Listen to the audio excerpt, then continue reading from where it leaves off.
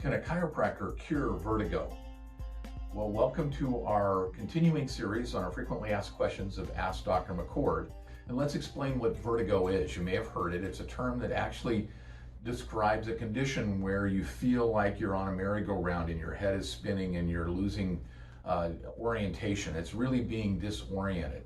And let me explain how the body actually controls how you function being upright in the world.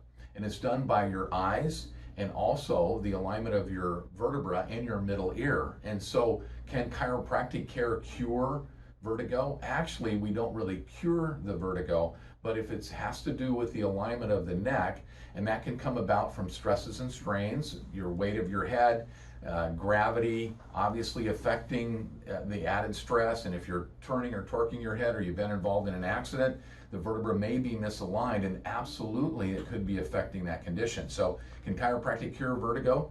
Well, we can't really cure it, but we can help making sure that the spinal bones are aligned properly, which could really influence the effect of that in your body. So thanks for joining this segment, and make sure you're subscribing to our YouTube channel and clicking on our website at kenteastchiro.com. Thanks for joining us.